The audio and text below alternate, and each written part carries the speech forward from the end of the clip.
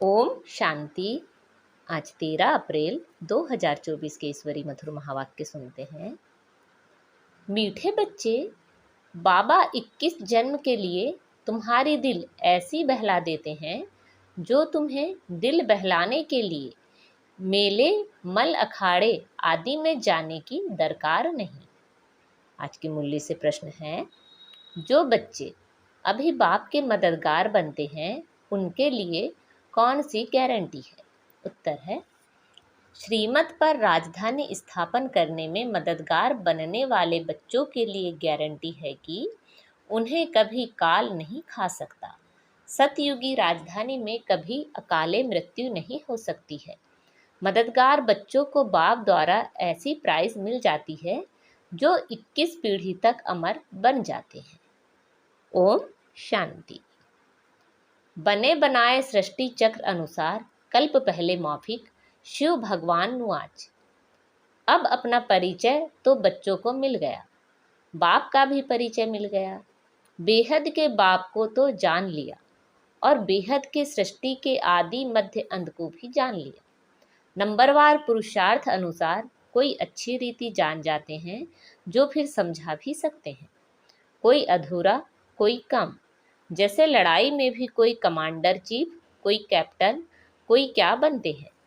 राजाई की माला में भी कोई साहूकार प्रजा, कोई गरीब प्रजा। नंबरवार हैं। बच्चे जानते हैं बरोबर हम खुद श्रीमत सृष्टि पर श्रेष्ठ राजधानी स्थापन कर रहे हैं। जितनी जितनी जो मेहनत करते हैं उतनी उतनी बाप से प्राइज मिलती है। आजकल शांति के लिए राय देने वालों को भी प्राइज मिलती है। तुम बच्चों को भी प्राइज मिलती है, वह उनको नहीं मिल सकती। उनको हर चीज अल्पकाल के लिए मिलती है। तुम बाप की श्रीमत पर अपनी राजधानी स्थापन कर रहे हो, सो भी 21 जन्म 21 पीढ़ी के लिए गारंटी है। वहाँ बचपन व जवानी में काल खाता नहीं। यह भी जानते हो, ना मन ना चित्त था। हम ऐसे स्थान पर आकर बैठे हैं जहाँ तुम्हारा यादगार भी खड़ा है। वहाँ 5000 वर्ष पहले भी सर्विस की थी। देलवाड़ा मंदिर, अचल घर, गुरु शिखर है। सदगुरु भी ऊंचे ते ऊंचे तुमको मिला है, जिसका यादगार बना आया हुआ है। अचल घर का भी राज तुम समझ गए हो। वह हुई घर की महिमा। तुम उच्च ते उच्च पद पाते हो अपने पुरुषार्थ से। यह है वंडरफुल तुम्हारा जड़ यादगार। वहाँ ही तुम चैतन्य में आकर बैठे हो। यह सब रूहानी कारोबार जो कल्प पहले चली थी, उनका पूरा यादगार यहाँ है। नंबर 1 यादगार है। जैसे कोई बड़ा इम्तिहान पास करते हैं तो उनके अंदर खुशी रौनक आ जाती है। फर्नीचर पहरवाइज कितनी अच्छी रहते हैं। तुम तो विश्व के मालिक बनते हो, तुम्हारे से कोई भेंट कर नहीं सकता। यह भी स्कूल है, पढ़ाने वाले को भी तुम जान गए हो। भगवान नुआज, भक्ति मार्ग में जिसको याद करते हो, पूजा करते हो, कुछ भी पता नहीं पड़ता। बाप ही सम्मुख आकर सब राज बताते हैं, क्योंकि यह यादगार अब तुम्हारे पिछाड़ी की अवस्था के हैं। अभी रिजल्ट नहीं निकली है। जब तुम्हारी अवस्था संपूर्ण बन जाती है, उनका फिर भक्ति मार्ग में यादगार बनता है। जैसे रक्षाबंधन का यादगार होता है, जब पूरी पक्की राखी बांध हम अपना राज्य भाग ले लेते हैं, तब फिर यादगार नहीं मनाते हैं। इस समय तुमको सभी मंत्रों का अर्थ समझाया है। ओम का अर्थ समझाया है। ओम का अर्थ कोई लंबा नहीं है। ओम का अर्थ है अहम आत्मा, मम शरीर। अज्ञान काल में भी तुम देह अभिमान में रहते हो तो अपने को शरीर समझते हो। दिन प्रतिदिन भक्ति मार्ग नीचे गिरता जाता है, तमो प्रधान बनता जाता है। हर चीज पहले सतो प्रधान होती है। भक्ति भी पहले सतो प्रधान थी। जब एक सत शिव बाबा को याद करते थे भी बहुत थोड़े। दिन प्रतिदिन वृद्धि बहुत होनी है। विलायत में जास्ती बच्चे पैदा करते हैं तो उनको इनाम मिलता है। बाप कहते हैं काम महाशत्रु है। सृष्टि की बहुत वृद्धि हो चुकी है, अब पवित्र बनो। तुम बच्चे सृष्टि के आदि मध्य अंत को अब बाप द्वारा जान चुके हो। सतयुग में भक्ति का नाम निशान नहीं है। अभी तो कितनी धूमधाम है। मेले मल अखाड़े बहुत लगते हैं जो मनुष्य जाकर दिल को बहलाएं। तुम्हारा दिल तो बाप आकर बहलाते हैं 21 जन्मों के लिए, जो तुम सदैव बहलते रहते हो। तुमको कभी मेले आदि में जाने का ख्याल भी नहीं आएगा। कहाँ भी मनुष्य जाते हैं सुख के लिए, तुमको वहाँ पहाड़ों पर जाने की दरकार नहीं। यहाँ देखो कैसे मनुष्य मरते हैं। मनुष्य तो सतयुग कलयुग स्वर्ग नर्क को भी नहीं जानते। तुम बच्चों को तो पूरा ज्ञान मिला है। बाप नहीं कहते हैं कि मेरे साथ तुमको रहना है, तुमको घर बार भी संभालना है। बच्चे जुदा तब होते हैं जब कोई खिटखिट होती है, फिर भी तुम बाप के संग रह नहीं सकते हो। सब सतो प्रधान बन नहीं सकते। कोई सतो, कोई रजो, कोई तमो अवस्था में भी हैं। सब इकट्ठे रह नहीं सकेंगे। यह राजधानी बन रही है। जो जितना जितना बाप को याद करेंगे उस अनुसार राजधानी में पद पाएंगे। मुख्य बात है ही बाप को याद करने की। बाप स्वयं बैठ ड्रिल सिखलाते हैं। यह है डेड साइलेंस। तुम यहाँ जो कुछ देखते हो उनको देखना नहीं है, देह सहित सबका त्याग करना है। तुम क्या देखते हो? एक तो अपने घर को और पढ़ाई अनुसार जो पद पाते हो, उस सतयुगी राजाई को भी तुम ही जानते हो। जब सतयुग है तो त्रेता नहीं, त्रेता है तो द्वापर नहीं, द्वापर है तो कलयुग नहीं। अब कलयुग भी है, संगम युग भी है। भल तुम बैठे पुरानी दुनिया में हो, परंतु बुद्धि से समझते हो हम संगम युगी हैं। संगम युग किसको कहा जाता है यह भी तुम जानते हो। पुरुषोत्तम वर्ष, पुरुषोत्तम मास, पुरुषोत्तम दिन भी इस पुरुषोत्तम संगम पर ही होता है। पुरुषोत्तम बनने की घड़ी भी इस पुरुषोत्तम युग में ही है। यह बहुत छोटा लीप युग है। तुम लोग बाजोली खेलते हो, जिससे तुम स्वर्ग में जाते हो। बाबा ने देखा है कैसे साधु लोग अथवा कोई कोई बाजोली खेलते खेलते यात्रा पर जाते हैं, बड़ी कठिनाई उठाते हैं। अब इसमें कठिनाई की बात नहीं, यह है योग बल की बातें। क्या याद की यात्रा तुम बच्चों को कठिन लगती है? नाम तो बहुत सहज रखा है, कहाँ सुनकर डर ना जाए। कहते हैं बाबा हम योग में रह नहीं सकते, बाबा फिर हल्का कर देते हैं। यह है बाप की याद। याद तो सब चीज़ों को किया जाता है। बाप कहते हैं अपने को आत्मा समझो, तुम बच्चे हो ना। यह तुम्हारा बाप भी है, माशूक भी है। अब आशिक उनको याद करते हैं। एक बाप अक्षर भी काफ़ी है।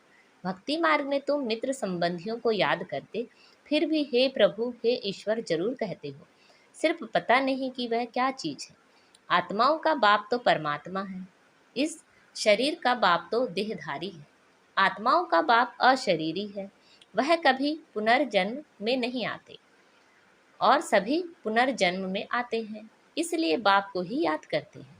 जरूर कभी सुख दिया है, उनको कहा जाता है दुख हरता सुख करता, परंतु उनके नाम रूप देश काल को नहीं जानते हैं। जितने मनुष्य उतनी बातें, अनेक मतें हो गई हैं। बाप कितना प्रेम से पढ़ाते हैं। वह है ईश्वर शांति देने वाला। कितना उनसे सुख मिलता है। एक ही गीता सुनाकर पतितों को पावन बना देते हैं। प्रवृत्ति मार्ग भी चाहिए ना। मनुष्यों ने कल्प की आयु लाखों वर्ष कह दी है, फिर तो अनगिनत मनुष्य हो जाते। कितनी भूल की है। यह नॉलेज तुमको अभी मिलती है, फिर प्राय लोप हो जाती है। चित्र तो हैं जिनकी पूजा होती है, परंतु अपने को देवता धर्म का समझते नहीं हैं। जो जिनकी पूजा करते हैं वह उस धर्म के हैं ना। यह समझ नहीं सकते कि हम आदि सनातन देवी देवता धर्म के हैं, उनकी ही वंशावली है। यह बाप ही समझाते हैं। बाप कहते हैं तुम पावन थे, फिर तमो प्रधान बन पड़े हो, अब पावन सतो प्रधान बनना है। क्या गंगा स्नान करने से बनेंगे? पतित पावन तो बाप है, वह जब आकर रास्ता बताए तब तो पावन बने। पुकारते रहते हैं परंतु जानते कुछ भी नहीं। आत्मा पुकारती है ऑर्गन्स द्वारा कि हे पतित पावन बाबा, हमको आकर पावन बनाओ। सब पतित हैं, काम चिता पर जलते रहते हैं। यह खेल ही ऐसा बना हुआ है। फिर बाप आकर सबको पावन बना देते हैं। यह बाप संगम पर ही समझाते हैं। सतयुग में होता है एक धर्म, बाकी सब वापिस चले जाते हैं। तुम ड्रामा को समझ गए हो, जो और कोई नहीं जानते हैं। इस रचना का आदि मध्य अंत क्या है, ड्यूरेशन कितना है, यह तुम ही जानते हो। वह सब हैं शूद्र, तुम हो ब्राह्मण। तुम भी जानते हो नंबरवार पुरुषार्थ अनुसार। कोई गफलत करते हैं तो उनके रजिस्टर से दिखाई पड़ता है कि पढ़ाई कम की है। कैरेक्टर्स का रजिस्टर होता है, यहाँ भी रजिस्टर होना चाहिए। यह है याद की यात्रा, जिसका कोई को भी पता नहीं है। सबसे मुख्य सब्जेक्ट है याद की यात्रा। अपने को आत्मा समझ बाप को याद करना है। आत्मा मुख से कहती है, हम एक शरीर छोड़ दूसरा लेते हैं। यह सब बातें यह ब्रह्मा बाबा नहीं समझाते हैं, परंतु ज्ञान सागर परम पिता परमात्मा इस रथ में बैठकर सुनाते हैं। कहा जाता है गौमुख। मंदिर भी यहाँ बना हुआ है जहाँ तुम बैठे हो। जैसे तुम्हारी सीढ़ी है वैसे वहाँ भी सीढ़ी है। तुमको चढ़ने में थकावट नहीं होती है। तुम यहाँ आए हो बाप से पढ़कर रिफ्रेश होने के लिए। वहाँ गोरख धंधा बहुत रहता है, शांति से सुन भी नहीं सकेंगे। संकल्प चलता रहेगा, कोई देख ना ले, जल्दी घर जाऊं, कितना ओना चिंता रहता है। यहाँ कोई भी ओना नहीं। जैसे हॉस्टल में रहते हैं, यहाँ ईश्वरी परिवार है। शांति धाम में भाई भाई रहते हैं। यहाँ है भाई बहन, क्योंकि यहाँ पाठ बजाना है तो भाई बहन चाहिए। सतयुग में तुम भी आपस में भाई बहन थे। उनको कहा जाता है अद्वैत राजधानी। वहाँ लड़ाई झगड़ा कुछ भी नहीं होता। तुम बच्चों को पूरी नॉलेज मिलती है कि हम 84 जन्म लेते हैं। जिसने जास्ती भक्ति की है उसका हिसाब भी बाप ने बताया है। तुम ही शिव की अव्यभिचारी भक्ति करना शुरू करते हो, फिर वृद्धि होती जाती है। वह है सब भक्ति। ज्ञान तो एक ही होता है। तुम जानते हो, हमको शिव बाबा पढ़ाते हैं। यह ब्रह्मा तो कुछ भी नहीं जानते थे। जो ग्रेट ग्रेट ग्रैंडफादर था वह इस समय यह बने हैं, फिर मालिक बनते हैं तत्वम। एक तो मालिक नहीं बनेंगे ना। तुम भी पुरुषार्थ करते हो। यह तो बेहद का स्कूल। इसकी ब्रांचेस ढेर होंगी, गली गली घर घर में हो जाएंगी। कहते हैं हमने अपने घर में चित्र रखे हैं। मित्र संबंधी आदि आते हैं तो उनको समझाते हैं। जो इस झाड़ के पत्ते होंगे वह आ जाएंगे। उन्हों के कल्याण के लिए तुम करते हो। चित्रों पर समझाना सहज होगा। शास्त्र तो ढेर पढ़े हैं, अब सब भूलने हैं। बाप है पढ़ाने वाला, वही सच्चा ज्ञान सुनाते हैं। अच्छा, मीठे मीठे से खिला दे बच्चों प्रति माता पिता बाप दादा का याद प्यार और गुड मॉर्निंग। रूहानी बाप की रूहानी बच्चों को नमस्ते। हम सब रूहानी बच्चों की रूहानी माता पिता बाप दादा को याद प्यार गुड मॉर्निंग और नमस्ते। आज की मुरली से धारणा के लिए मुख्य सार हैं। डेड साइलेंस की ड्रिल करने के लिए यहाँ जो कुछ इन आँखों से दिखाई देता है उसे नहीं देखना है। देह सहित बुद्धि से सबका त्याग कर अपने घर और राज्य की स्मृति में रहना है। अपने कैरेक्टर्स का रजिस्टर रखना है। पढ़ाई में कोई गफलत नहीं करनी है। इस पुरुषोत्तम संगम युग पर पुरुषोत्तम बनना और बनाना है। आज बाबा ने हमें वरदान दिया है, सदा सर्व प्राप्तियों से भरपूर रहने वाले हर्षित मुख हर्षित चित्त भव। सदा सर्व प्राप्तियों से भरपूर रहने वाले हर्षित मुख हर्षित चित्त भव। जब भी कोई देवी या देवता की मूर्ति बनाते हैं तो उसमें चेहरा सदा हर्षित दिखाते हैं। तो आपके इस समय के हर्षित मुख रहने का यादगार चित्रों में भी दिखाते हैं। हर्षित मुख अर्थात सदा सर्व प्राप्तियों से भरपूर। जो भरपूर होता है वही हर्षित रह सकता है। अगर कोई भी अप्राप्ति होगी तो हर्षित नहीं रह सकेंगे। कोई कितना भी हर्षित रहने की कोशिश करे, बाहर से हंसेंगे लेकिन दिल से नहीं। आप तो दिल से मुस्कुराते हो क्योंकि सर्व प्राप्तियों से भरपूर हर्षित चित्त हो।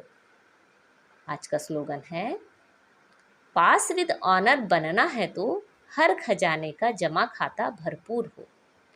पास विद ऑनर बनना है तो हर खजाने का जमा खाता भरपूर हो। अच्छा, ओम शांति।